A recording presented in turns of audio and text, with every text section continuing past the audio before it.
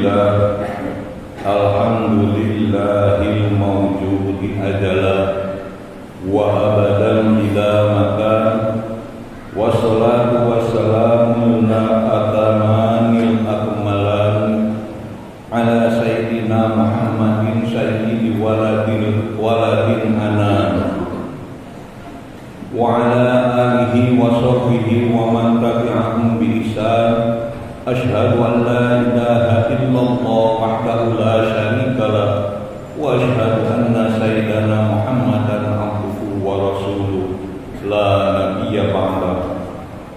Amma ba'du, fa inni usikum wa nafsi taqwallahil aliyyil qadiril qail fi muhkam kitabih.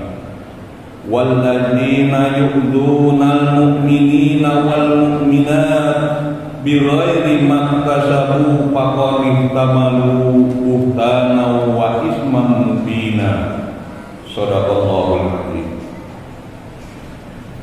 Hadirin sidang Jumat rahimakumullah, marilah kita sama-sama menjadikan puji dan syukur kehadirat Allah Subhanahu wa taala bahwasanya atas limpahan rahmat, hidayah dan inayahnya, alhamdulillah pada kesempatan yang berbahagia ini kita masih diberi kesempatan untuk hidup menghirup udara di muka bumi ini dan bisa berkumpul bersama di Masjid Al-Falah dalam melaksanakan sholat Jumat berjamaah.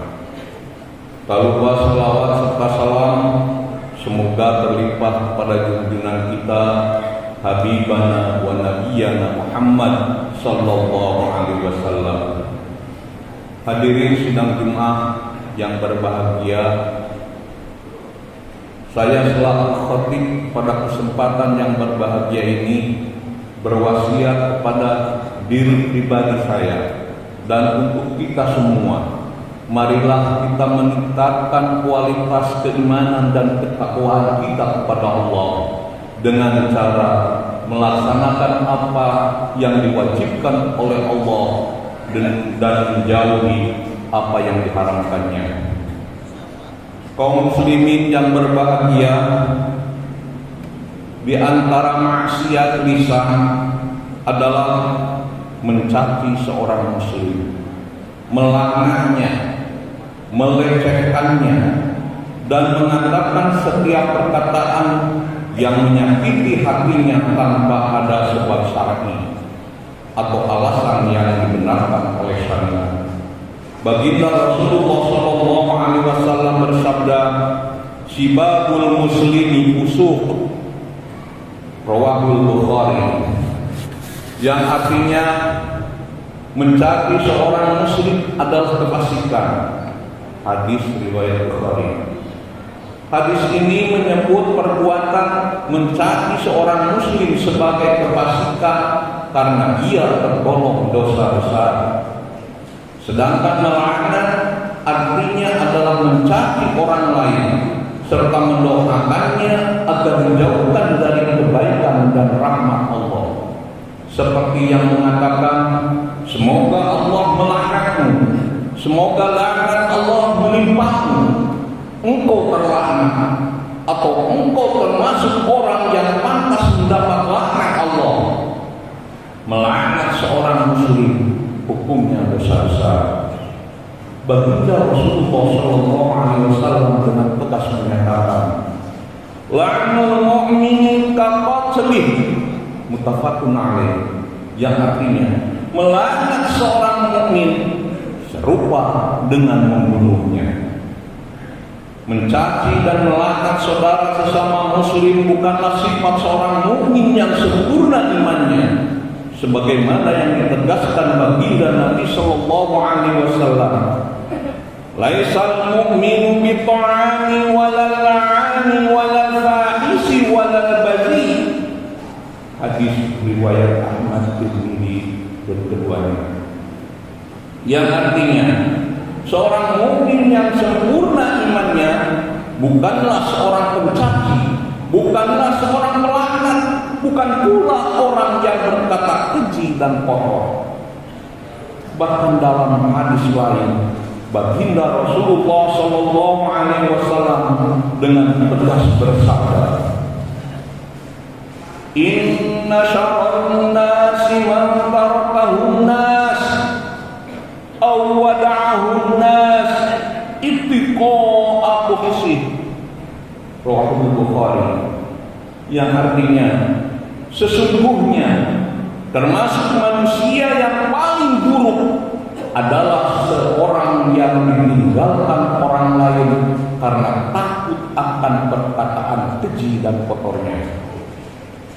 Sebaliknya, mukmin yang baik adalah seorang mukmin yang orang lain selamat dari gangguan lidah dan tangannya.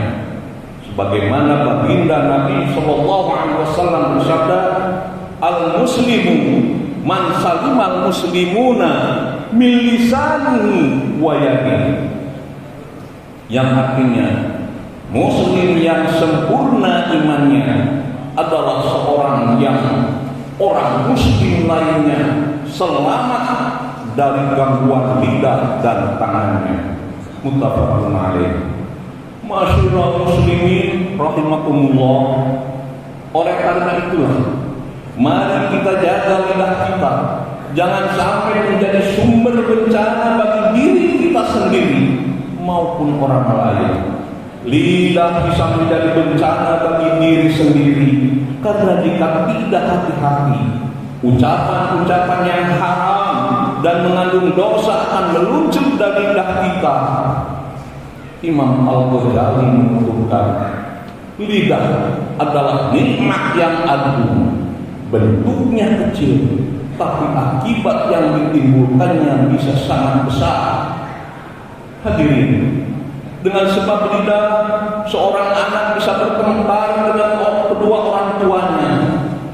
Dengan sebab lidah bisa terjadi perceraian antara suami istri. Dengan sebab lidah, kerusuhan dan huru-hara dapat meletus di mana-mana dan meluas ke mana-mana. Dengan sebab lidah, seseorang bisa membunuh teman atau tetangganya. Dan dengan sebab lidah, bisa saja terjadi kekacauan yang memporak-porandakan seluruh penjuru negeri.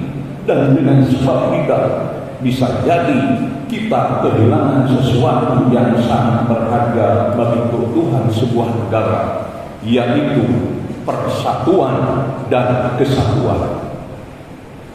Sangat benar apa yang disabdakan baginda Rasulullah Sallallahu Alaihi Wasallam. Man kana yu'minu billahi wal yawmil akhir falyakul khairan aw liyasmut. Muttafaqun alaih. Yang artinya, barang siapa yang beriman kepada Allah dan hari akhir, hendaklah ia berkata yang baik atau diam. Ma'asyiral muslimin rahimakumullah. Suatu ketika sahabat Abdullah bin Mas'ud radhiyallahu anhu mendaki gunung Safa. Setelah tiba di puncaknya, beliau memegang lidahnya sembari berucap, wahai lidah, ucapkanlah perkataan yang baik, niscaya engkau beruntung. Diamlah dan perkataan yang buruk, niscaya engkau selamat. Lakukanlah itu sebelum engkau menyesal. Sungguh aku mendengar Rasulullah Shallallahu Alaihi Wasallam bersabda, Aksar khotoya ibnu Adam min lisani. Rawahu Tabrani. Yang artinya, sebagian besar dosa kesalahan manusia itu bersumber dari lidahnya. Sahabat Nabi yang lain, Mu'adz bin Jabal radhiyallahu anhu, suatu ketika bertanya kepada baginda Rasulullah Sallallahu Alaihi Wasallam, apakah kita akan dimintai pertanggungjawaban atas apa yang kita bicarakan? Rasulullah Sallallahu Alaihi Wasallam lalu bertanya balik, wa hal yaqubun nas binnar ala wujuhihim aw ala manakhirihim ila hasaidu alsinatihim. Rawahu Tirmidzi. Yang artinya, adakah sesuatu yang menjerumuskan manusia ke neraka lebih banyak dari perkataan yang diucapkan lidah-lidah mereka? Baginda Nabi Sallallahu Alaihi Wasallam menasihatkan, innaka lam tazal saliman ma sakata fa idza takallamta kutiba laka aw alayk. Rawahu Tabrani. Yang artinya, sesungguhnya engkau senantiasa selamat selagi diam, namun jika engkau telah berbicara, maka ucapanmu akan bermanfaat bagimu atau membahayakanmu. Ma'asyiral muslimin rahimakumullah, dalam sebuah peribahasa dikatakan, terlongsong perahu boleh berbalik, terlongsong cakap tak boleh balik. Artinya, perkataan yang tajam terkali menjadikan celaka diri dan tidak dapat ditahan kembali. Sebab itu, jika orang hendak berucap, hendaklah dipikirkan terlebih dahulu.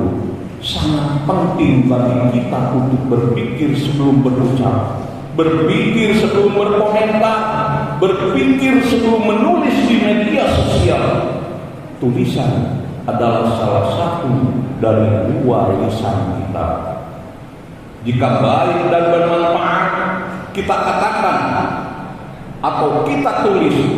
Jika tidak ada manfaatnya atau bahkan berpotensi menimbulkan keburukan, kekacauan dan kesalahpahaman, maka lebih baik diam. Jika ada manfaat di satu sisi, namun ada pula madorotnya di sisi yang lain, maka kita mengikuti prinsip mencegah mafsadah lebih didahulukan daripada menarik masalah. Saling sepun sharing. Tidak setiap yang berpikir kita ucapkan, tidak setiap kejadian kita komentar. Jangan mengomentari sesuatu yang kita tidak ada ilmunya tentangnya. Alih-alih komentar kita menyelesaikan masalah, justru malah menambah dan memperkunci masalah. Ma'asyiral muslimin rahimakumullah, demikianlah khutbah singkat pada siang hari yang penuh keberkahan ini. Semoga bermanfaat dan membawa barokah bagi kita semua. Amin ya Allah ya rabbal alamin. Barakallahu li wa lakum wa nafa'ani wa iyyakum bi dzikril hakim. Innahu huwat tawwabur rahim.